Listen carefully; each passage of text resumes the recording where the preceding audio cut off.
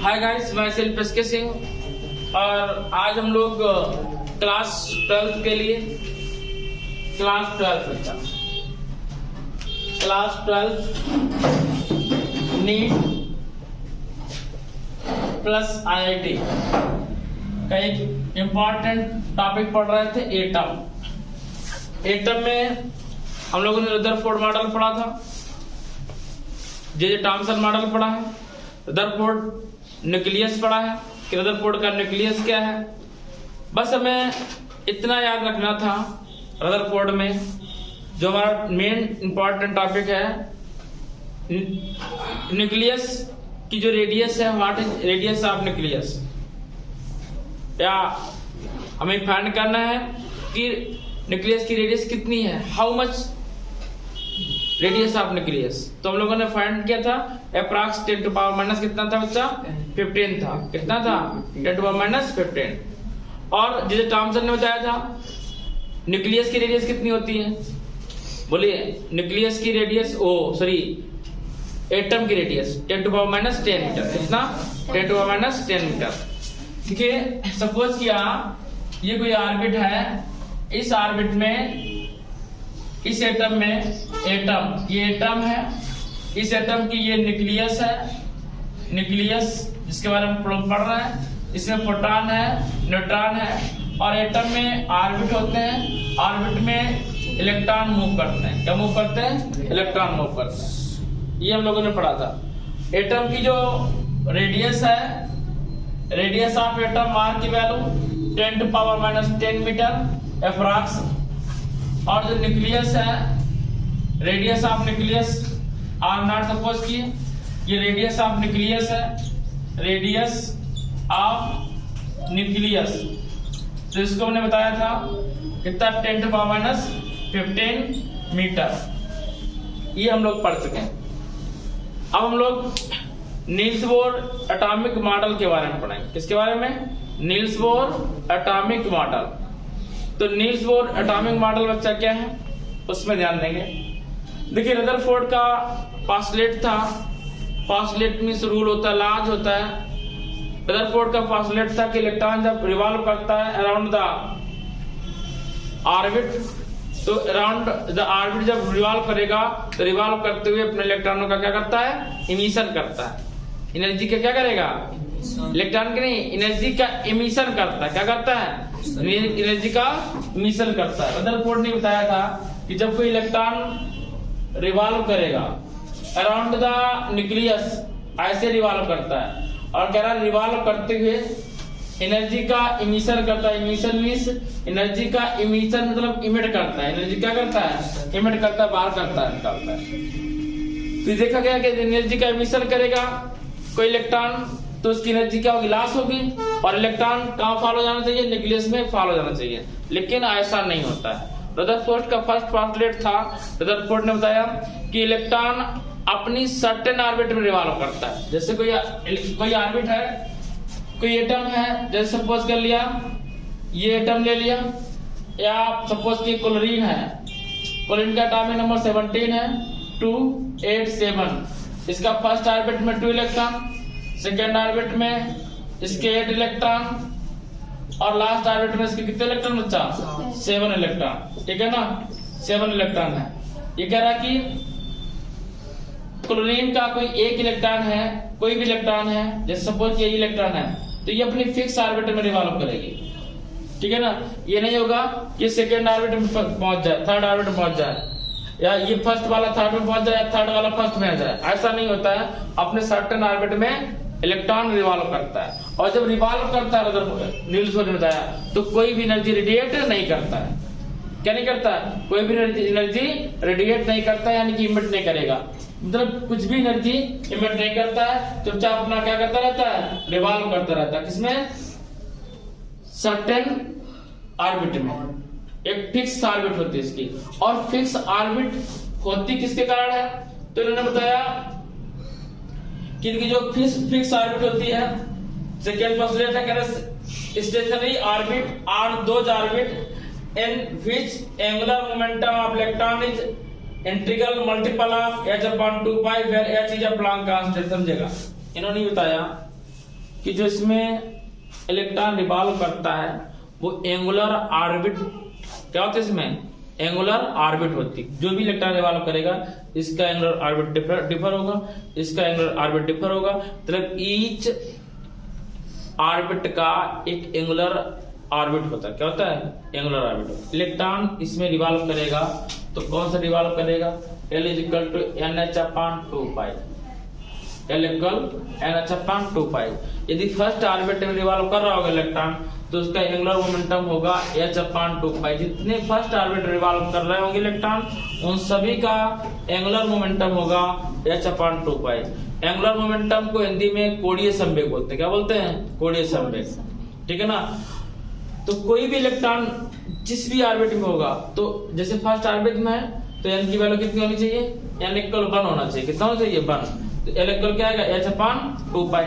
यदि second orbit में है तो कितना होगा L की वैल्यू 2H/2π, ठीक है ना। और यदि थर्ड ऑर्बिट में इलेक्ट्रॉन है तो L इक्वल कितना होगा 3H/2π। ये एंगुलर ऑर्बिट होती है किसकी, इलेक्ट्रॉन की। किसकी थी बच्चा, इलेक्ट्रॉन की। बात समझ में, ठीक है ना। ये क्या होती है इसकी एंगुलर ऑर्बिट, किसकी इलेक्ट्रॉन की। बच्चा इसको हम थोड़ा सा रब करते हैं, थोड़ा और समझाते हैं आपको।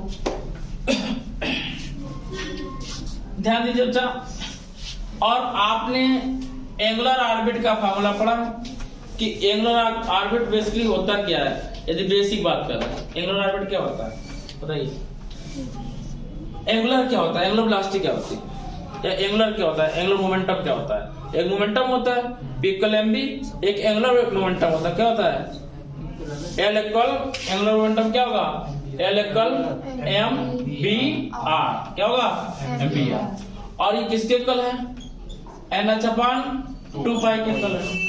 यदि यहां से हमें R0 फाइंड करना हो कि यहाँ पे R0 क्या है, तो R0 इक्वल हो जाएगी NH/2π अपॉन mv। b क्या होगा, velocity of electron, velocity of electron कि कितनी वेलोसिटी से इलेक्ट्रॉन रिवॉल्व कर रहा है। और सबको पता है m क्या होता है, m क्या होता है मास ऑफ इलेक्ट्रॉन। क्या है मास ऑफ इलेक्ट्रॉन, ठीक है ना। तो ऐसे हम लोग R0 फाइंड कर लेंगे।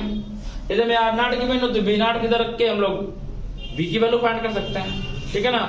तो ये बात है सेकेंड पास्टुलेट की कि कोई भी इलेक्ट्रॉन है अपने ऑर्बिट में होगा तब उसकी जो एंगुलर वेलोसिटी होगी वो NH/2π के मल्टीपल में होगी। मल्टीपल मतलब गुणज में, NH/2π के मल्टीपल में होगी, ठीक है ना। मल्टीपल का मीन्स क्या होगा कि यदि फर्स्ट ऑर्बिट है तो क्या होगा H/2π, सेकेंड ऑर्बिट है कितना होगा 2H/2π, और थर्ड में है तो 3H/2π, ठीक है ना। और फोर्थ में है तो 4H/2π। ऐसा नहीं होगा कि आप ऐसे अगर लिखा है L इक्वल टू कि 3/2H/2π तो ये रॉन्ग होगा, ठीक है ना। तो टोटल किसके मल्टीपल में होता है NH/2π के मल्टीपल में होता है, ठीक है ना। और कहा गया पूर्ण गुणज है, मीन्स वो कंप्लीटली मल्टीपल है, ठीक है ना। इसको ये पॉइंट में नहीं रहेगा, किस में रहेगा NH/2π के मल्टीपल में रहेगा। किस में रहेगा बच्चा NH/2π के मल्टीपल में रहेगा। और इसी को कहते हैं बोहर क्वांटम कंडीशन। क्या बोलेंगे बोहर क्वांटम कंडीशन, बोहर की क्वांटम कंडीशन। कौन सी कंडीशन, क्वांटम कंडीशन। और क्वांटम को हिंदी में बोलते हैं क्या, क्वांटम ही बोलते हैं। क्या बोलते हैं क्वांटम कंडीशन माने शर्त, ठीक है ना, क्वांटम शर्त, ठीक है ना। क्वांटम ही होता है बच्चा, उसमें माइंड मत लगाइए, हमें हिंदी आती है, अच्छे से आती है बच्चा। अब बच्चा इसमें नील्स बोर ने ये भी बताया, समझिएगा, ध्यान दीजिएगा। यदि कोई पूछ ले आपसे कि क्या फर्स्ट ऑर्बिट का इलेक्ट्रॉन सेकंड ऑर्बिट में नहीं जा सकता है, तो बोले जा सकता है, ठीक है ना। कब जाएगा समझिए, ध्यान दीजिएगा। ये थर्ड पास्टुलेट है कि लोअर किसी, देखिए जो फर्स्ट एनर्जी लेवल होगा, सेकेंड एनर्जी लेवल, ये थर्ड ऑर्बिट है तो third energy level. Energy level orbit पे डिपेंड करेगी, इस पे डिपेंड करेगी, ऑर्बिट पे डिपेंड करेगी। मींस कौन इलेक्ट्रॉन कहाँ रहेगा वो किस पे डिपेंड होगा, एनर्जी पे डिपेंड होगा। जिस ऑर्बिट के, ध्यान दीजिएगा, जिसकी एनर्जी हाई होगी, जिसकी एनर्जी हाई होगी वो लोअर में रहेगा, लोअर सरफेस पे, और जिसकी एनर्जी लो होगी वो कहाँ रहेगा, हायर में रहेगा। Means EI is greater than EF। EF क्या है, फाइनल। इसको बोलेंगे EI, इसको बोलेंगे EF। तो क्या कभी ये इलेक्ट्रॉन अपनी ऑर्बिट को इमिट कर पाएगा? यस। अब कह रहा है कि आपने तो बोला कि ये हायर एनर्जी होगा, यस हायर एनर्जी होगा, लेकिन इसको हायर से और हायर दे दिया जाए तो क्या कहेगा, तो ये ऊपर जाना चाहता है, ठीक है ना। जैसे अभी कार्तिकेय पढ़ रहे हैं यहाँ पे कानपुर में, तो कार्तिकेय पापा पहले गांव में रहते थे, तो उनके पास पैसा ज्यादा हो गया, तो उन्होंने कहा गांव में क्या रहेगा, साला जाके शहर में रहेगा अपना, ठीक है ना। तो शहर में आ गए, कार्तिकेय रहेगा साला कानपुर में क्या रखा है, मम्मी पापा दूर जाएंगे, अमेरिका रहेंगे, जाके डॉक्टर बन जाएगा, पैसा खाएगा इंडिया का, ठीक है ना, और जाएगा अमेरिका में, ठीक। तो एनर्जी लेवल बढ़ा तो कहां पहुंच जाएगा, ऊपर पहुंच जाएगा। लेकिन इलेक्ट्रॉन बच्चा का तो ध्यान देना, कुछ लोग होते हैं जैसे उनका एनर्जी लेवल बढ़ता है तो शहर में आ जाते हैं, और फिर क्या करते हैं, ध्यान दीजिए, फिर क्या करते हैं, एनर्जी को इमिट करते हुए फिर अपनी ऑर्बिट में फिर आ जाते हैं, ठीक है ना। इसने क्या किया, इसने हायर एनर्जी गेन किया, कहीं से जितनी एनर्जी होनी चाहिए, जितनी एनर्जी होनी चाहिए उससे ज्यादा एनर्जी लेवल लेगा। हेलो, तो 10 टू पावर -8 से -7 सेकेंड तक रुकते हैं, इतने सेकेंड तक, 10 टू पावर -8 सेकेंड से 10 टू पावर -7 सेकेंड तक रुकेंगे। अब तुम बताओ कि -8 टाइम बढ़ा है कि -7 टाइम बढ़ा है, कौन टाइम बेटर है, -7 क्या है, बेटर है। यदि इलेक्ट्रॉन -7 टाइम तक रुक जाता है तो बहुत सारे इलेक्ट्रॉन वहां जाके कलेक्ट हो जाते हैं, इकट्ठे हो जाते हैं, तो उसको बोलते हैं पॉपुलेशन इन्वर्जन। क्या बोलते हैं? अब जैसे कार्तिक पापा कार्तिक ले जाएंगे, यहाँ जाके पढ़ाई करवाएंगे कार्तिक को, बच्चे में पढ़ जाएंगे, फिर वापस गाँव चले आएंगे। लेकिन क्या किया, यहाँ के मकान बना के जम गए, ठीक है ना, तो क्या कहते हैं, पॉपुलेशन इन्वर्जन। कानपुर में इसीलिए जो शहर होते हैं आसपास, इसीलिए पॉपुलेशन इन्वर्जन हो जाता है। किस लिए हो जाता है कि लोग बाहर से आते हैं, पहले कहते हैं जाके वहां जाएंगे, जॉब करेंगे, पैसा कमाएंगे, घर चले जाएंगे। जब वहां जाते हैं, कुछ तो हमारे जैसे आते हैं पढ़ाई करने के लिए, कि पढ़ाई करेंगे वापस चले जाएंगे, लेकिन फिर आके यहीं बस गए, ठीक है ना। तो हमने क्या कर दिया, पॉपुलेशन इन्वर्जन, शहर का पॉपुलेशन क्या कर दिया, इन्वर्जन कर दिया। ऐसे इलेक्ट्रॉन क्या कर देते हैं, पॉपुलेशन इन्वर्जन। लेकिन ये नीट वालों की इतनी पावर नहीं है कि इनको गेन कर पाए। ये जो बच्चा इंजीनियरिंग में जाता है या बीएससी करता है या बीटेक करता है, उनको फिजिक्स में पॉपुलेशन इन्वर्जन, पॉपुलेशन कन्वर्जन पढ़ाया जाता है। लेकिन हमें केवल ये जानना है कि electron 10 to power -7 second -8 second से ज्यादा टाइम पर रुकता है तो इसको बोलते हैं पॉपुलेशन इन्वर्जन। किसका, इलेक्ट्रॉन का। बात समझ में आ गई। तो ये हमारा थर्ड पोस्टुलेट था, और इसी में बच्चा बताया गया था क्या, कि जो एनर्जी इमिट करेगा तो h न्यू एनर्जी, कितना, h न्यू, और वैल्यू क्या होगी, EI - EF। क्यों, क्योंकि ग्रेटर होता है एनर्जी किसमें, EI में। जब इतनी एनर्जी है, जब ये एनर्जी जो अधिक गेन करेगा, जब गेन करता है तब खर्च नहीं करता है तो सीधा ऊपर पहुंच जाएगा, और फिर जब ऊपर से आएगा तो एनर्जी क्या करता है, इमिट करते हुए आएगा। क्या करते हुए आएगा, इमिट करते हुए अपनी ऑर्बिट में आ जाएगा।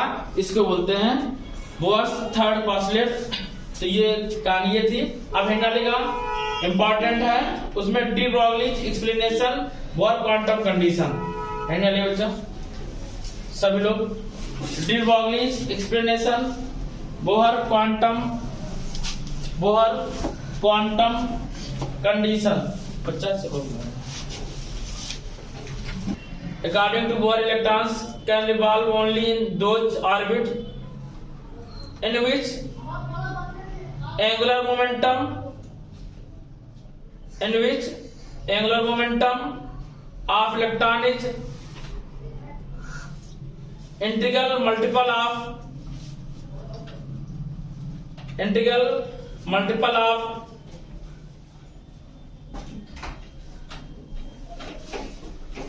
h upon 2 pi integral multiple of h upon 2 पाई।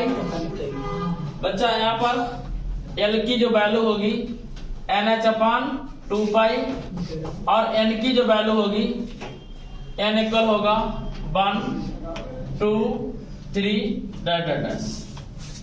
ठीक है ना। आप लोग लिखिएगा बोहर मॉडल के अनुसार इलेक्ट्रॉन केवल उन्हीं कक्षकों में घूम सकता है जिसमें कोणीय संवेग कितना होगा h upon 2 पाई या equal l equal NH upon 2 पाई NH upon 2 पाई जहां पर n इक्वल 1 2 3 डैश। नोट करो h upon 2 पाई l इक्वल NH upon 2 पाई और n इक्वल बच्चा कितना होगा 1 2 3 डैश। ये किसने बताया था? बोहर ने। डी ब्रॉगली है, इन्होंने कहा ऐसा कुछ नहीं होता है, इलेक्ट्रॉन अपने सर्टेन ऑर्बिट में तो मूव करेगा ही, लेकिन इन्होंने एक अपनी नई कहानी जोड़ दी। इन्होंने बताया था डी ब्रॉगली ने कि इलेक्ट्रॉन या लाइट जब रिवॉल्व करता है तो वेव फॉर्म रिवॉल्व करता है। कैसे रिवॉल्व करता है? In wave form. तो जब वेव फॉर्म में रिवॉल्व करेगा तो इन्होंने बताया वो ही इलेक्ट्रॉन उस ऑर्बिट में होगा जिसकी वेव लेंथ होगी lambda equal h upon p। कितना होगा? Lambda equal h upon। ऐसे मूव करेगा h upon p और आपको पता है p की वैल्यू क्या होती है? mv। क्या होगी? mv। और इन्होंने बताया कि इलेक्ट्रॉन ऐसे, देखिए नील बोर ने बताया कि इलेक्ट्रॉन ऐसे रिवॉल्व करेगा ऑर्बिट में। इन्होंने क्या बताया? वेव फॉर्म में इलेक्ट्रॉन फर्स्ट ऑर्बिट में ऐसे कहीं भी हो सकता है, ऐसे वेव फॉर्म में हो सकता है किसी भी जगह में। ऑर्बिट यही है, देखिए फर्स्ट ऑर्बिट है तो ये जरूरी नहीं कि इस ऐसे लाइन पे हो, यहाँ हो सकता है, यहाँ हो सकता है, कहीं भी हो सकता है। वेव फॉर्म मूव करता है। कैसे मूव करता है? Wave form. ठीक है ना। और इन्होंने जो डी ब्रॉगली हाइपोथेसिस था, डी ब्रॉगली ने बताया lambda equal h upon p। इसमें इलेक्ट्रॉन रहेगा lambda equal h upon p, lambda equal h upon mv में, इसमें इलेक्ट्रॉन रह सकता है। ये किसकी हाइपोथेसिस है? डी ब्रॉगली की। तो लिखिए बच्चा, while डी ब्रॉगली's hypothesis,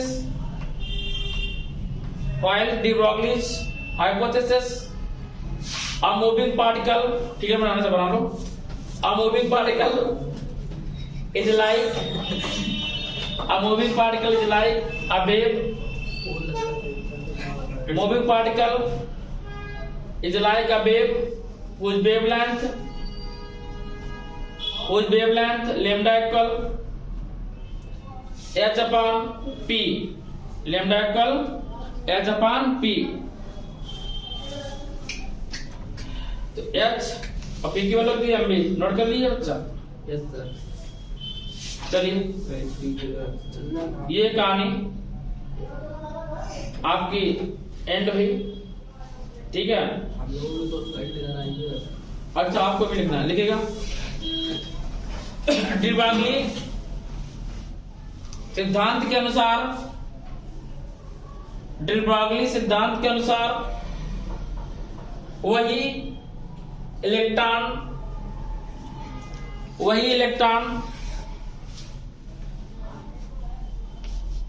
समान कक्षक में हो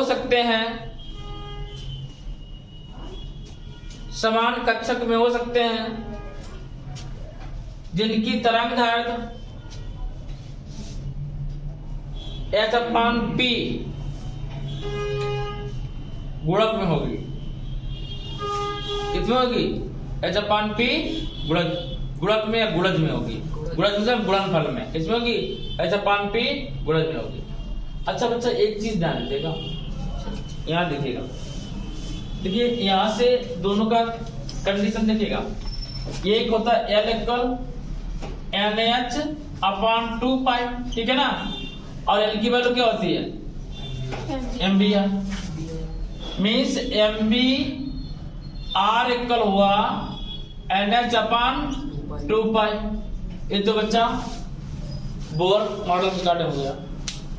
अब इधर आ जाओ, यहाँ इन्होंने बताया डी ब्रोगली ने लेमडा इक्वल H/P और P की वैल्यू क्या थी?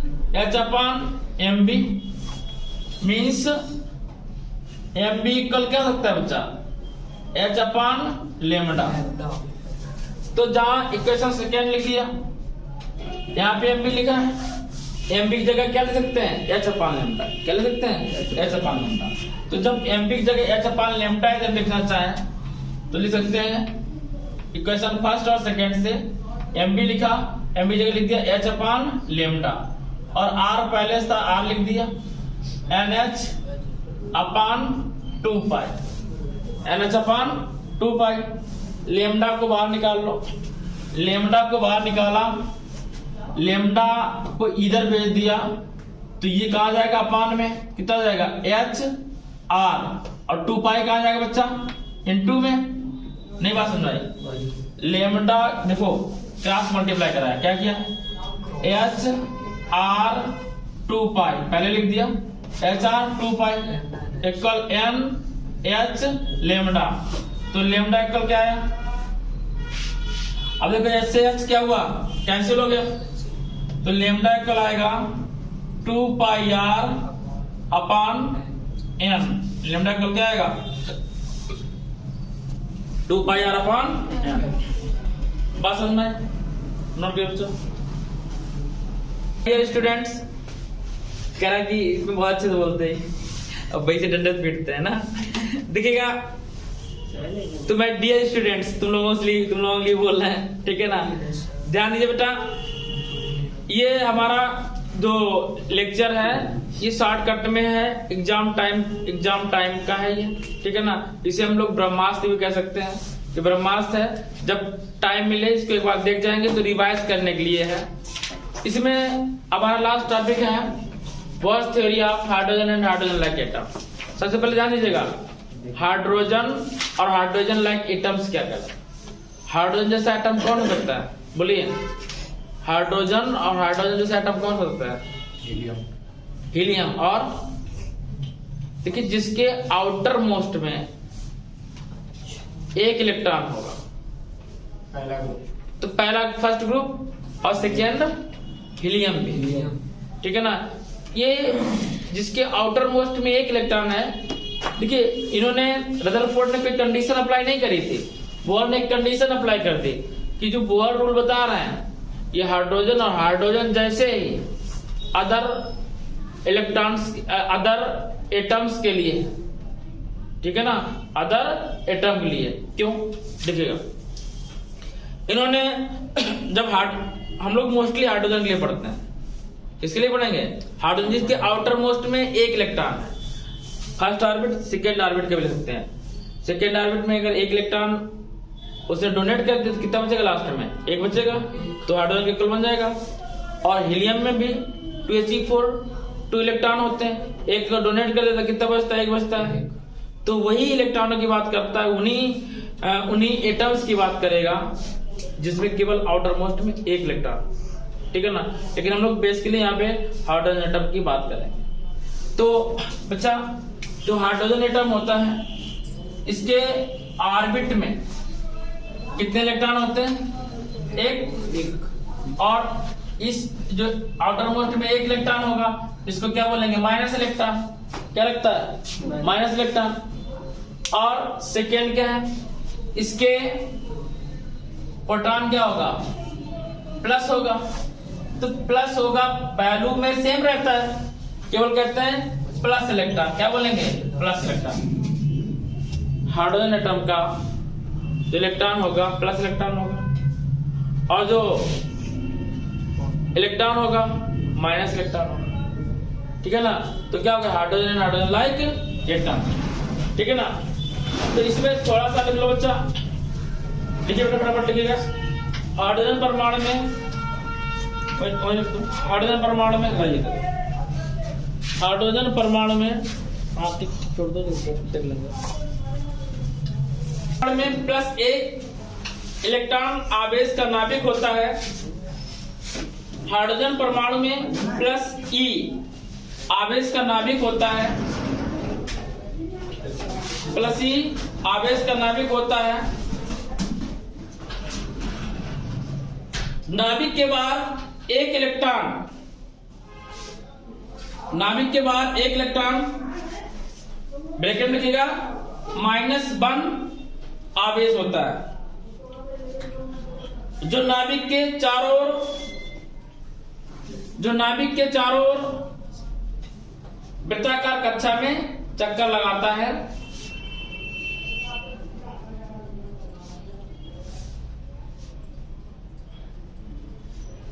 अब बच्चा आप लिखिएगा, हाइड्रोजन एटम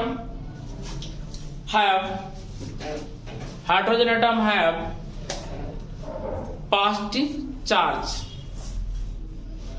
1 पॉजिटिव चार्ज, लेकिन क्या लिखेंगे 1 positive charge, 1 positive charge and hydrogen atom have 1 positive charge and 1 electron, bracket में लिखिएगा 1 electron, 1 positive charge, 1 negative charge, क्या लिखेंगे 1 negative charge, which is revolve around the orbit, which is revolve around the orbit. किसके around revolve करेगा, orbit के, किसके around revolve करेगा, orbit के। अब इसमें ये बोल रहा बच्चा हमें फाइंड क्या करना है, तो लिखिए first point, according to the Bohr hypothesis we find out एक बोहर मॉडल की परिकल्पना का उपयोग करके, according to the Bohr model we find out, Bohr model की परिकल्पना का उपयोग करके we find out nth radius of nth orbit, radius of nth orbit, nवीं कक्षा की त्रिज्या, nवीं कक्षा की त्रिज्या, nवीं कक्षा की त्रिज्या, ठीक है ना, radius of nth orbit. Second, velocity of electron, speed of electron लिख लो, स्पीड ऑफ इलेक्ट्रॉन, इलेक्ट्रॉन की चाल, एंगुलर मोमेंटम, कोणीय संवेग, एंगुलर मोमेंटम, कोणीय संवेग, आवृत्ति, फ्रीक्वेंसी, आवृत्ति क्या बोलते हैं, फ्रीक्वेंसी, ऊर्जा एंड एनर्जी। हम लोग इतनी चीजें अभी फाइंड करेंगे आज की आज। तो बच्चा है डालेगा angular momentum, angular momentum of electron, पास डालेंगे angular momentum of electron, angular momentum of electron, angular momentum of electron, electron का कोणीय संवेग। लिखिए बच्चा, from Bohr's second postulate, from Bohr's second postulate, angular momentum of electron in nth orbit, in nth orbit. आप लोग लिखिएगा Bohr के द्वितीय, बोहर के द्वितीय परिकल्पना से यानी कक्षक में इलेक्ट्रॉनों का संवेग। तो क्या पढ़ा बच्चा? आपने पढ़ा है Ln इक्वल nth ऑर्बिट के लिए mb Rn क्या मतलब nth रेडियस। चल देखो इसे ये है, ये ऑर्बिट बना रहा है, सोडियम ने लिया, फर्स्ट ऑर्बिट में 2, सेकेंड ऑर्बिट में 8, थर्ड ऑर्बिट में 1। तो फर्स्ट ऑर्बिट की रेडियस R1, सेकेंड की R2 और थर्ड की क्या रहेगी R3। Rn इसलिए लिखा है, ठीक है ना। अब केवल हाइड्रोजन की बात नहीं कर रहे, हाइड्रोजन लाइक एटम की बात कर रहे हैं। तो बच्चा और इसकी वैल्यू क्या बताया इन्होंने? NH/2π, ठीक है ना। तो नोट कर लेंगे फर्स्ट ऑर्बिट में कितने ग्राम मोमेंटम होगा H/2π। तो बच्चा सेकेंड ऑर्बिट में कितना होगा 2H/2π। ये मत करिएगा कि 2 से 2 कैंसिल करना, 2 से 2 कैंसिल मत करिएगा, ठीक है ना। याद रखेंगे 3 के लिए 3H/2π, 4 के लिए 4H/2π, 5 के लिए 5H/2π, अपान क्या आएगा 2π। तो जल्दी याद रहेगा, नोट करिए। बच्चा बंद कर दीजिए, ध्यान देना बेटे भैया। ये सपोज किया कि इलेक्ट्रॉन है और किसमें होगा न्यूक्लियस में, किसमें होगा न्यूक्लियस में क्या होगा इलेक्ट्रॉन होगा, यानी कि प्रोटॉन होगा। क्या होगा प्रोटॉन। और प्रोटॉन का चार्ज क्या होता है प्लस। क्या होता है प्लस, पॉजिटिव चार्ज है। और इलेक्ट्रॉन का होगा ऑर्बिट में होगा, ऑर्बिट में इलेक्ट्रॉन क्या होगा नेगेटिव होगा। मींस चार्ज कैसा होगा कैसा होगा नेगेटिव होगा। कैसा होगा नेगेटिव होगा। जब चार्ज नेगेटिव होगा तो इनके बीच फोर्स कैसा प्रोड्यूस होगा बोलो अट्रैक्टिव फोर्स। कैसा अट्रैक्टिव फोर्स। आकर्षण बल। कौन सा बल अट्रैक्शन फोर्स। क्या रहेगा अट्रैक्शन फोर्स। एक दूसरे क्या करेंगे अट्रैक्ट करेंगे। अब अट्रैक्ट कर रहे हैं तो इलेक्ट्रॉन कहाँ जाना चाहिए न्यूक्लियस में। कहाँ जाना चाहिए। जैसे तुमने किसी लड़की फंसाई और शादी कर ली, ठीक है ना, तब तो अलग बात हो गई, ठीक है ना। तो वो क्या हो गया अट्रैक्ट हुई और नाभिक में गिर गई, ठीक है ना। लेकिन अब ऊपर माँ बाप पकड़े आते हैं, कह रहे बच्चा वहां नहीं जाना है, ठीक है ना। तो क्या है सेंट्रीफ्यूगल फोर्स लगा, ठीक है ना। अप केंद्र बल, ऊपर क्या लगेगा सेंट्रीफ्यूगल फोर्स। और ये क्या होता है पढ़ा था mv²/r। ये गिरने नहीं देता है किसमें ऑर्बिट में, ठीक है ना। तो क्या आएगा FC = FE, ठीक है ना। तो बच्चा mv² YR = 1/4πε0। अब Q1 वैल्यू यहाँ पे क्या है E प्लस का और Q2 का -P अपान क्या रहेगा R²। क्या रहेगा बच्चा अपान में R²। और हम लोग nth ऑर्बिट की बात कर रहे हैं तो यहाँ लिख लिया Bn, यहाँ लिखेंगे Rn, यहाँ लिखेंगे Rn। एक स्क्वायर से एक Rn कैंसिल हो जाएगा। हमें ऑर्बिट की क्या radius of stable orbit find करना है, मींस Rn फाइंड करना है। Rn को उठा के लाएंगे यहाँ पे तो किसमें आ जाएगा इनटू में, यहाँ पे तो ये कहां पहुंच जाएगा अपान में। तो क्या आएगा बच्चा ये माइनस को बाहर लिया 1/4πε0 और E² इंटू क्या आ जाएगा E² अपान mBn का होल स्क्वायर। ये रेडियस हो गई, क्या हो गई radius of stable orbit. Note करो बच्चा, नोट करो। ये Rn इक्वल दिस आया। और आपने इलेक्ट्रॉन का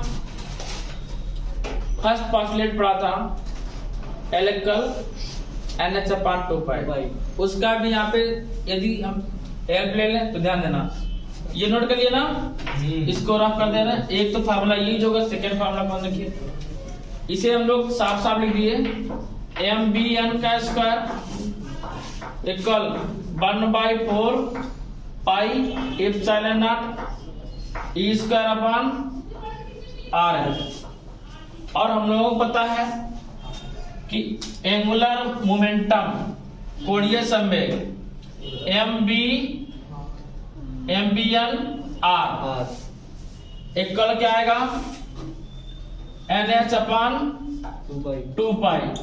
यदि हम यहां से फाइंड करें बी एन की वैल्यू तो क्या आएगा N H upon 2 pi N H upon 2 pi. R कहा गया, आर को यहां लिखा अपॉन एम आर, क्या लिखा इनटू एम आर। ये वैल्यू बच्चा यहाँ पे पुट अप करके देखते हैं। और यहाँ पे आर एन लिखा था तो हम लोग आर एन लिख लेंगे बच्चा आर एन। तो हमारे पास आएगा एम बी एन का स्क्वायर की जगह हम लोग यहाँ पुट अप करेंगे N H upon 2 pi into 1 upon M R N का whole square equal 1 upon 4 pi epsilon not E square upon R N. या बात समझ में आई थी? बोलो इतना समझ में आया? अब हम लोग थोड़ा सा जगह स्ट्रैटेजी पढ़ रहे, इधर लिख दे रहा है, ध्यान दीजिएगा। यहाँ पे m, इसके बाद में n square h square upon 4 pi square m square और r square n equal 1/4 pi epsilon not E square upon R N upon R N. तो इस आर एन से ये एक आर एन कैंसिल हो जाएगा और 4 पाई स्क्वायर से 4 पाई ये कैंसिल होगा, 4 कैंसिल हो जाएगा अब पाई कैंसिल हो जाएगा। एक एम से एक ये एम कैंसिल हुआ, क्या बचा N square H square 4 pi, 4 cancel हो गया बच्चा पूरा, ओनली पाई और एक सिंगल एम बचा, single R N equal 1 upon epsilon not E square. अब ध्यान दीजिएगा हमें आर एन फाइंड करना है, केवल आर एन किधर भेजा, आर एन किधर भेज दिया तो आर एन इक्वल क्या आएगा N square H square epsilon not N square H square epsilon not upon pi M और E square, pi M E square, note करिए बच्चा पाई एम ई स्क्वायर। अच्छा ये जो हम लोगों ने इसका एटॉमिक नंबर लिया था E, इसको हम लोग JD भी लिख सकते हैं क्योंकि हाइड्रोजन के लिए तो E ठीक है, हाइड्रोजन लाइक एटम के लिए। अब जो सोडियम ले लिया तो 11 लेना पड़ेगा, कितना लेना पड़ेगा 11। तो यहाँ कितना जाएगा R N equal N square H square epsilon not pi M Z E square. देखिए यहाँ पे जेड क्यों लिया गया, यहाँ पे जेड सपोज किया जेडी, क्या जेडी कितने पटान है जेडी कितना है जेडी। और जब बच्चा एन एच स्क्वायर वैल्यू रखेंगे epsilon not value H square value पता है 6.6 into 10 to power minus 34, epsilon not value पता है 8.85 into 10 to power minus 12, mass of electron पता है 9.1 into 10 to power minus 31, pi value सबको पता है 3.14, ई स्क्वायर वैल्यू पता है क्या 1.6 10 to power minus 19 का होल स्क्वायर। जब इन सबको सॉल्व किया तो आर एन की वैल्यू आएगी बच्चा 0.53, कितनी आएगी 0.53 N square by Z, N square बचेगा एन स्क्वायर बाई जेड और किसमें आएगी ये एंगस्ट्रॉम में। यानी कि 0.53 L square by Z into 10⁻⁻10 आएगा। तो तभी क्या लिख दिया एंगस्ट्रॉम में। तो ये हमारा रेडियस ऑफ ऑर्बिट के लिए फाइंड हो गया कि ऑर्बिट की रेडियस क्या होगी, ये हम लोगों ने फाइंड किया हाइड्रोजन एटम के लिए। तो बच्चा आज के लिए बस इतना ही, मिलते हैं नेक्स्ट बेहतरीन वीडियो के साथ में। और ये बच्चा बहुत फास्ट पढ़ाया जा रहा है क्योंकि ये आपका रिवीजन बैच है। तो मिलते हैं नेक्स्ट वीडियो के साथ, तब तक के लिए एसके सिंह का जय हिंद।